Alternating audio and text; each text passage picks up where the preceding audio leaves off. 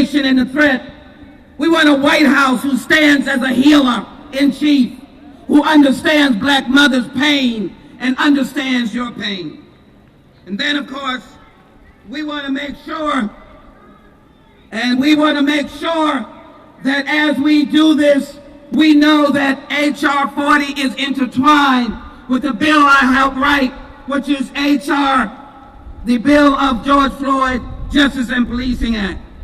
And so here we are today asking the question, how did this happen? Because of institutional racism. And I am here to tell you that we must have the commission to study and develop, as my brothers and sisters have said, reparation proposals. We must answer the call of institutional racism.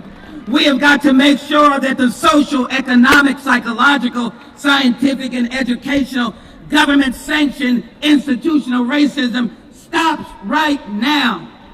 And as I told a 12-year-old, as I walked and told Martin Luther King's third daughter, that now today, this attack on us as people of color who died on the battles of warfare, who have died on the streets for rights, it will stop today.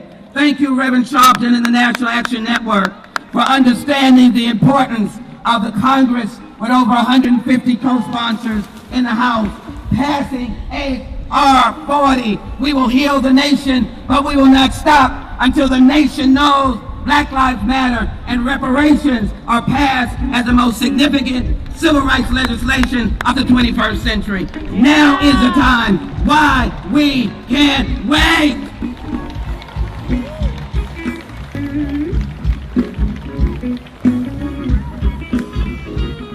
You know, I have a feeling this song's going to become a dance party at some point. That's good. I know.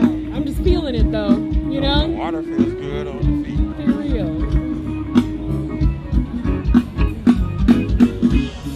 Oh, it's starting. Already, huh? Already. Reparations now. Let's hear it for Congresswoman Sheila Jackson-Lee. Reparations now.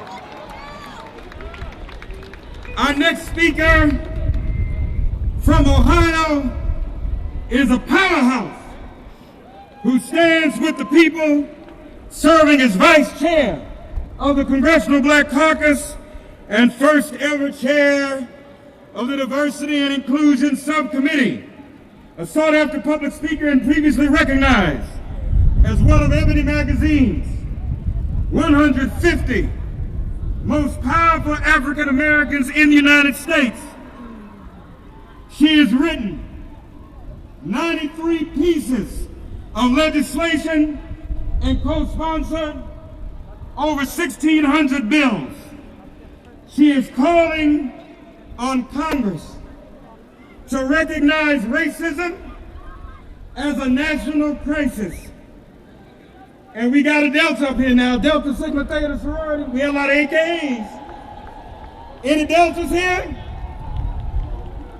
And she's also a member of the Lynx. Please welcome Congresswoman Joyce Beatty. Thank you, thank you. I am joined by members of the powerful Congressional Black Caucus. We are here today because people died and were denied civil and economic rights.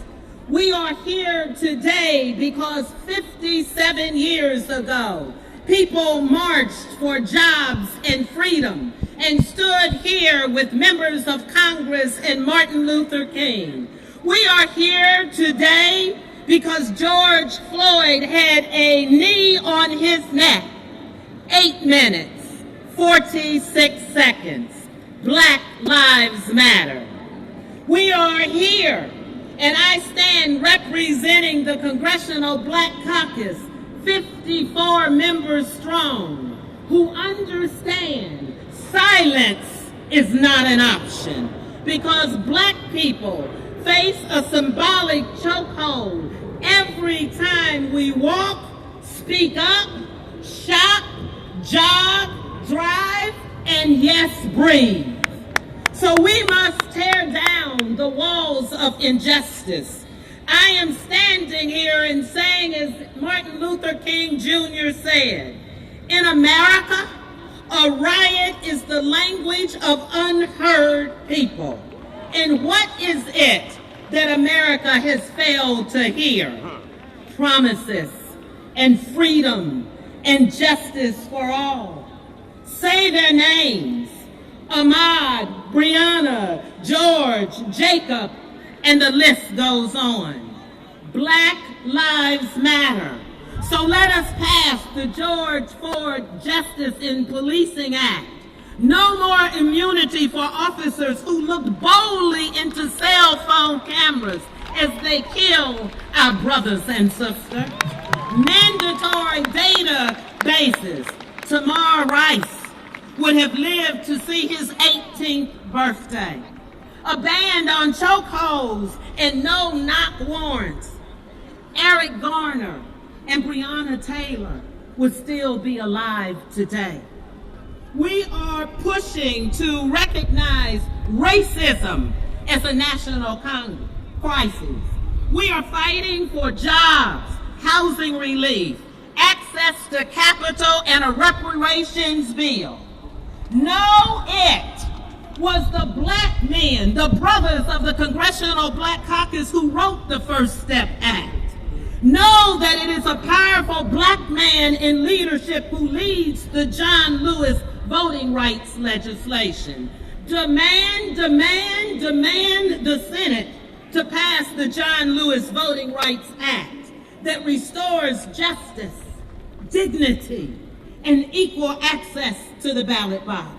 I say to you, stand with us and stand with the Reverend Al Sharpton and the National Action Network for this march and demanding that we get people registered to vote and that we vote, that we complete our census. Say it with me. Go vote, go vote, go vote, go vote. And let me say, tell them to get their knees off of our necks. Thank you, thank you, thank you. And yes, I'm Congresswoman Joyce Beatty, and I approve this message.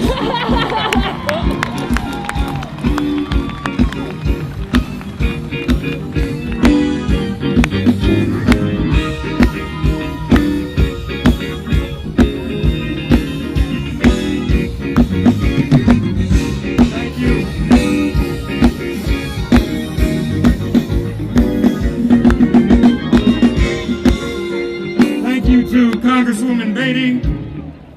As we said before, going back to 1963, organized labor has been a part of this. Here is the president of the 1.7 million member American Federation of Teachers, AFL-CIO, which represents teachers, paraprofessionals, school-related personnel, higher education faculty and staff, nurses, and other healthcare professionals, local, state, and federal government employees, and early childhood educators. Please welcome the president of the American Federation of Teachers, Randy Weingarten, and she'll be joined on stage by Everett Kelly of the American Federation of Government Employees, and our brother Ken from the International Union, Ken Rigmadian of the International Union of Painters and Allied Trade. You all welcome them as they come.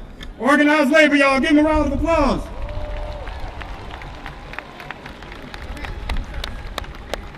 Everett Kelly.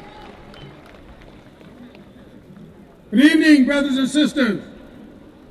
I want to thank Nan and Reverend Al Sharpton, Martin Luther King III, for convening this march.